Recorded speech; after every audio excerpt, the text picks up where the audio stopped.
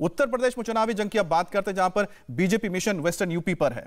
BJP के 3 दिग्गज नेता आज पश्चिमी उत्तर प्रदेश में सुपर एक्शन में नजर आएंगे और आज से मिशन यूपी की शुरुआत कर रहे हैं गृह मंत्री अमित शाह। पलायन के लिए मशहूर रहे कैराना से अपने अभियान की शुरुआत करेंगे। चुनाव की तारीखों का ऐलान होने के बाद आज पहली बार गृह मंत्री अमित शाह यूपी के चुनावी दौरे पर जा रहे हैं।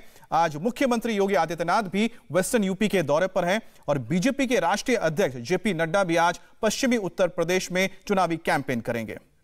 और अब से थोड़ी देर में अमित शाह का डोर टू डोर कैंपेन शुरू होने वाला है। अमित शाह कैराना में जनसंपर्क अभियान चलाएंगे और पश्चिमी यूपी में बीजेपी ने पलायन का मुद्दा उठाया है। शामली में आज वो बागपत और शामली के कार्यकर्ताओं के साथ बैठक करेंगे और फिर वो मेरठ में समाज के प्रबुद्ध लोगों से मुलाकात करेंगे और साथ ही वेस्टर्न यूपी में बीजेपी पलायन के मुद्दे को जोर शोर से उठा रही है।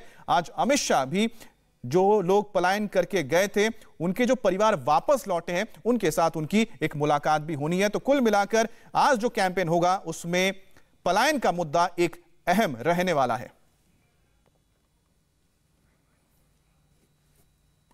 अमित शाह 2017 में पलायन के लिए मशहूर हुए कैराना से अपने चुनावी मिशन की शुरुआत कर रहे हैं। तो सीएम योगी और डिप्टी सीएम केशव प्रसाद मौर्य ने आज पलायन का मुद्दा उठा दिया है। भारतीय जनता पार्टी ने डबल इंजन की सरकार ने जो कहा सो करके दिखाया। आपने और प्रदेश की 25 करोड़ की आबादी ने देखा है कि 2017 के पहले प्रदेश में व्यापारी, संभ्रांत नागरिक और सामान्य नागरिक पलायन करते थे।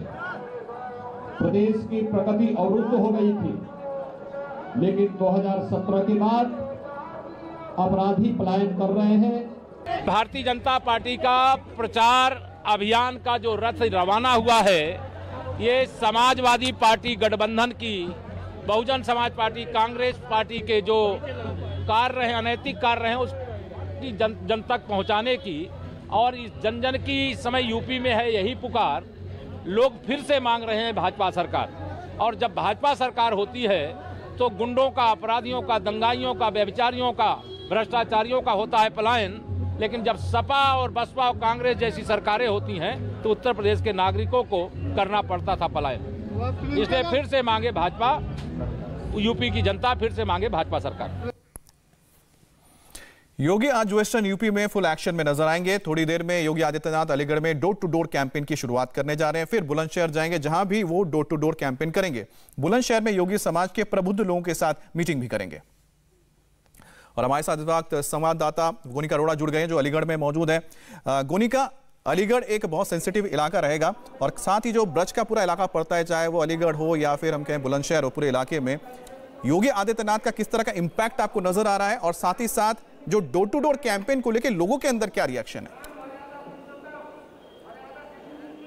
देखिए, बिल्कुल लोगों में उत्साह तो है ही, क्योंकि इस तरीके से डोर टू डोर कैंपेन शायद ही किसी चुनाव में पहले देखा गया हो। क्योंकि पहले आमतौर पर रैलियां देखी जाती थी, रैलियां इस बार भी हुई, लेकिन जब से चुनाव आयोग की तरफ से रैलियों पर रोक लगाई गई है, उसके बाद से डोर टू डोर कैंपेन की शुरुआत अब आज से मुख्यमंत्री योगी आदित्यनाथ यहां से कर रहे हैं, गृह मंत्री अमित शाह कैराना से करेंगे और इसके अलावा प्रबुद्ध जो लोग हैं अलीगढ़ के, उनके साथ संवाद भी आज योगी आदित्यनाथ करेंगे। यहाँ पर पीछे एक बैंक्वेट हॉल में कुछ लोगों के बैठने का इंतजाम किया गया है, वहां पर उनसे मुलाकात होगी। उसके बाद यहाँ से बुलंदशहर योगी आदित्यनाथ रवाना होंगे। और जाहिर तौर पर क्योंकि ये काफी सेंसिटिव इलाका है, अलीगढ़ की बात की जाए तो 7 विधानसभा सीट यहाँ पर है और 7 सीटों पर इस वक्त बीजेपी का कब्जा है। लेकिन 2012 में ऐसी स्थिति नहीं थी जब बीजेपी की एक भी सीट यहाँ पर नहीं थी।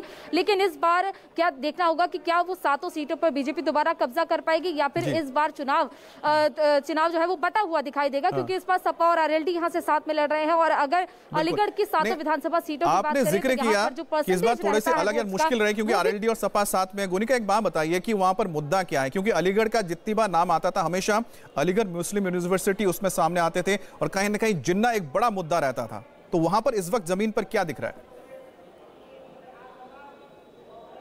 देखिए बिल्कुल अलीगढ़ की कई जगहों पर खासतौर पर कोल विधानसभा और अलीगढ़ शहर विधानसभा की बात की जाए तो इन दोनों विधानसभाओं में जाकर मैंने लोगों से बात की थी और लोगों का यही रिएक्शन है।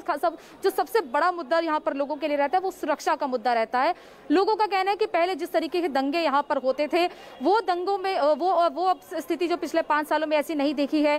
सुरक्षित है, बहु बेटियां घर से बाहर निकल रही है, ये खासतौर पर लोगों के लिए मुद्दा रहता है। हालांकि रोजगार को लेकर, इसके अलावा महंगाई को लेकर तो लोगों में नाराजगी है ही है, जिसको जो शायद बीजेपी के लिए कहीं ना कहीं एक नेगेटिव इम्पैक्ट जा सकता है। लेकिन सुरक्षा और बिजली की खासतौर पर बात की जाए तो यहाँ पर लोगों का ये कहना है कि 22 घंटे यहाँ पर बिजली आती है 24 घंटों में, लेकिन पहले ऐसी स्थिति यहाँ पर नहीं रहती थी और कभी कभी तो पूरे दिन बिजली यहाँ पर। आपने दो अहम चीजें बताई है इसमें। आपने बताया कि लोगों के लिए अब बिजली यहाँ पर ज्यादा मिल रही है, 24 घंटे में 22 घंटे बिजली मिल रही है जो पहले नहीं मिलती थी। और एक आपने जिक्र किया कि यहाँ पर दंगे होते थे, उससे लोगों को निजात मिला, यानी कि लॉ एंड ऑर्डर वहां पर लोग खुश हैं उस चीज से। और देखते हैं कि आखिरकार ये वोट में कितना कन्वर्ट हो पाता है। आप नजर रखिए क्योंकि आज बहुत अहम, आपको बता दें कि डोर टू डोर कैंपेन की शुरुआत हो रही है। योगी आदित्यनाथ अब से थोड़ी देर बाद अलीगढ़ फिर बुलंदशहर में डोर टू डोर कैंपेन की शुरुआत करेंगे। इंडिया टीवी हर वक्त हर जगह डाउनलोड करने के लिए सर्च करें India TV news Google play store या ऐप स्टोर पर।